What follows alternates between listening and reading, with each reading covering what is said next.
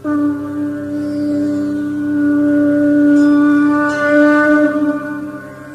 श्री राम। नमस्कार। हमारे YouTube channel पुरातन कथाएं में आपका हार्दिक स्वागत है। आज के इस भाग में हम आपको बताएंगे कि खर और दूषण के वध की सूचना रावण को दी जाती है तथा रावण को शूर्पणखा बार बार धिक्कारती है। खर दूषण का वध हो जाने पर खर के एक अकंपन नामक सैनिक ने, जिसने किसी प्रकार से भागकर अपने प्राण बचा लिए थे, लंका में जाकर रावण को खर की सेना के नष्ट हो जाने की सूचना दी। रावण के समक्ष जाकर वह हाथ जोड़कर बोला, हे लंकेश, दंडकारण्य स्थित आपके जनस्थान में रहने वाले भाई खर और दूषण तथा उनके 14 सहस्त्र सैनिकों का वध हो चुका है।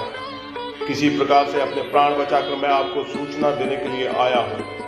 यह सुनकर रावण को भारी क्रोध आया और उन्होंने कहा, कौन है जिसने मेरे भाइयों का सेना सहित वध किया है? मैं अभी उसे नष्ट कर दूंगा। तुम मुझे पूरा वृतांत बताओ। अकंपन ने कहा, हे लंकापति, अयोध्या के राजकुमार राम ने अपने पराक्रम से अकेले ही सभी राक्षस वीरों को मृत्यु के घाट उतार दिया है। इस समाचार को सुनकर रावण को आश्चर्य हुआ और उसने पूछा, खर को मारने के लिए क्या देवताओं ने राम की सहायता की है? अकंपन ने उत्तर दिया, नहीं प्रभु, देवताओं से राम को किसी प्रकार की कोई सहायता नहीं मिली। ऐसा उसने अकेले ही किया है। वास्तव में राम तेजस्वी, शक्तिवान और युद्ध विद्या में पारंगत योद्धा है। खर जैसे रणबांकुरे, जिसकी एक गर्जना से सारे देवता कांप जाते थे, को उनकी शक्तिशाली सेना सहित उसने खेल ही खेल में समाप्त कर दिया। उसका रण कौशल देखकर मुझे प्रतीत होता है कि आप अपनी संपूर्ण सेना के साथ युद्ध करके भी उसे परास्त नहीं करेंगे। मेरे विचार से उस पर विजय पाने का एक ही उपाय है। उसके साथ उसकी अत्यंत रूपवती, लावण्यमय और सुकुमारी पत्नी भी है। राम उससे बहुत प्रेम करता है। वह अपनी पत्नी के बिना एक पल भी नहीं रह सकता। मेरा विश्वास है यदि आप किसी प्रकार उसका अपहरण कर लें तो राम उसके वियोग में स्वयं ही मर जाएगा। लंकेश, रावण को अकंपन का यह प्रस्ताव सर्वथा उचित प्रतीत हुआ और तत्काल ही वह अपने दिव्य रथ पर सवार हो आकाश मार्ग से उड़ता हुआ अपने परम मित्र मारीच के पास पहुंच गया। बिना किसी पूर्व सूचना के रावण को अपने सम्मुख पाकर मारीच बोले, हे लंकापति, आज अचानक ही आपके यहाँ आने का क्या प्रयोजन है? आपकी इतनी हड़बड़ी देखकर मेरे मन में नाना प्रकार की आशंकाएं उठ रही है। लंका में सब कुशल तो है? रावण ने कहा, मैं एक विशेष कारण से ही यहाँ आया हूँ। अयोध्या के राजकुमार राम ने मेरे भाई खर और दूषण को उसकी सेना सहित मार डाला। अब मैं चाहता हूँ कि राम की पत्नी का अपहरण कर लूँ और इसके लिए तुम्हें मेरी सहायता करनी होगी। सीता के वियोग में राम बिना युद्ध किए ही तड़प तड़प कर मर जाएगा और मेरा प्रतिशोध पूर्ण हो जाएगा। रावण के वचनों को सुनकर मारीच बोला, हे लंकापति, तुम्हारा यह विचार सर्वथा अनुचित है।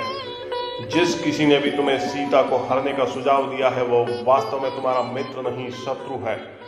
राम अत्यंत बलशाली और पराक्रमी है और तुम उससे किसी प्रकार से जीत नहीं सकते। राम के होते हुए तुम उससे सीता को नहीं छीन सकते। उसके अद्भुत पराक्रम के सम्मुख तुम एक क्षण भी नहीं टिक सकोगे। तुम्हारा हित इसी में है। तुम इस विचार को भूलकर चुपचाप लंका जाकर बैठ जाओ। मारीच का उत्तर सुनकर निराश रावण लंका लौट गया। रावण के मारीच के पास से लंका लौट जाने के कुछ काल पश्चात ही शूर्पणखा उसके पास आ पहुंची। उस समय रावण अपने मंत्रियों से घिरा हुआ था। स्वर्ण सिंहासन पर आरूढ़ रावण वैसे ही शोभा पा रहा था जैसे सोने की ईंटों से निर्मित यज्ञ वेदी में घी के द्वारा प्रज्वलित अग्नि।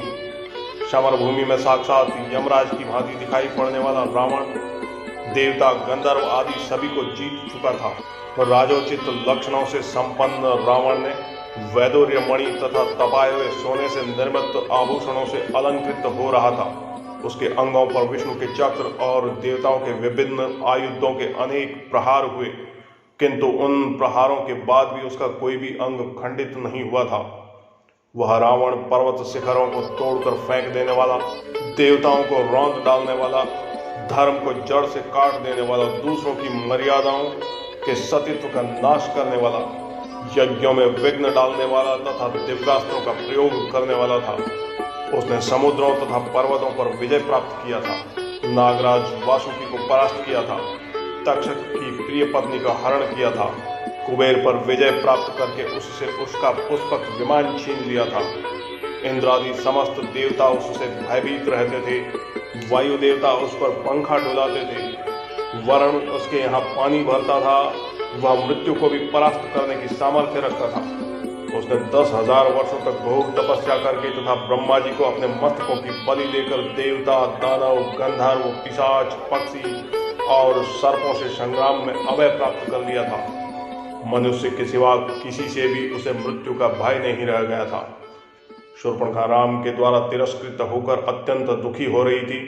उसने रावण के पास आकर क्रोध से फुफकारते हुए कहा, धिक्कार है तुम्हारे पराक्रम और तुम्हारे इन मंत्रियों पर।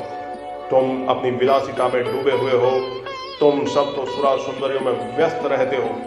हे नीतिवान रावण, क्या अब मुझे तुमको यह भी बताना पड़ेगा कि समय पर उचित कार्य न करने वाले और अपने देश की रक्षा के प्रति असावधान रहने वाले राजा के राज्य को नष्ट हो जाने में क्षण मात्र भी देरी नहीं लगती है।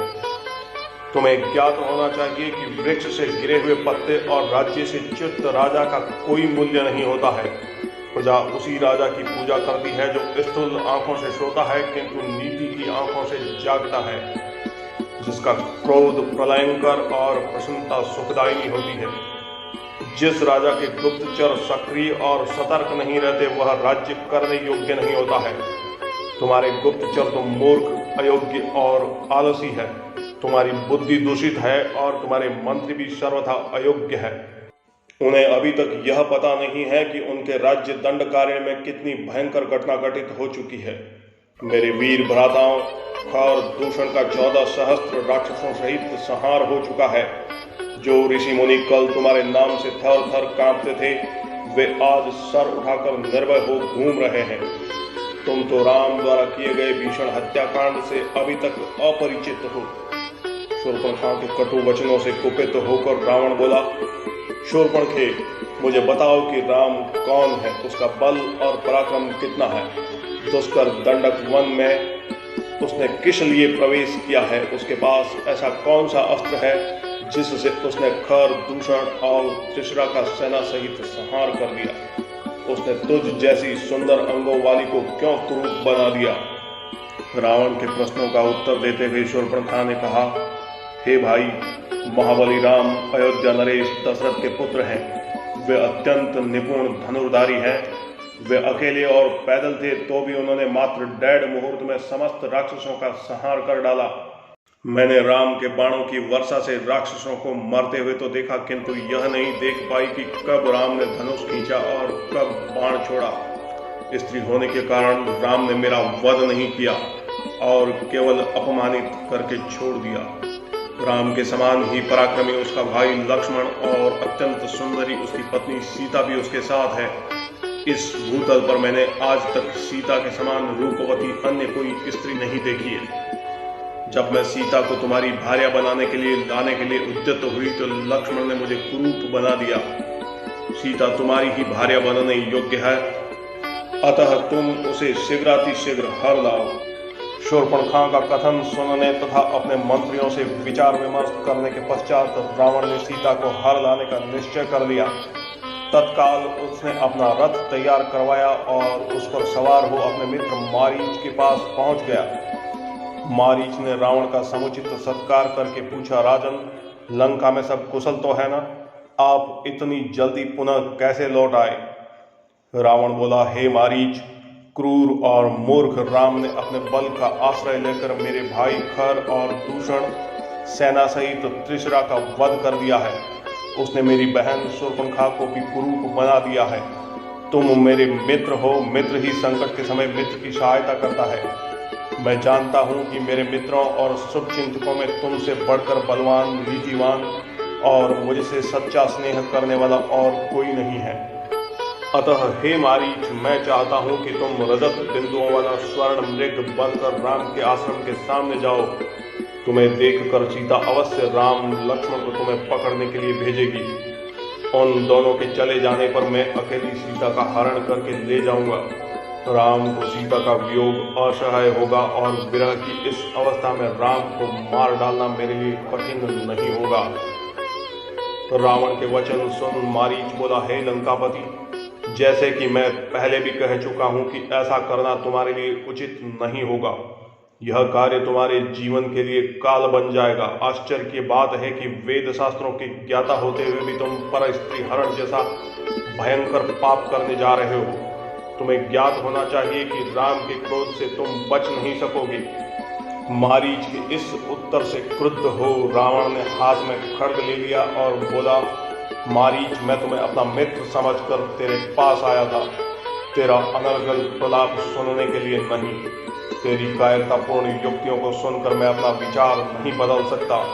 सीता का हरण मैं अवश्य ही करूंगा और तू मेरे आज्ञा का पालन भी करेगा। यदि तू मेरी आज्ञा मानकर मेरे इस कार्य में सहायता नहीं करेगा तो राम लक्ष्मण से पहले मैं तेरा वध करूंगा। रावण के क्रोध से भयभीत होकर मारीच ने अपनी सहमति दे दी।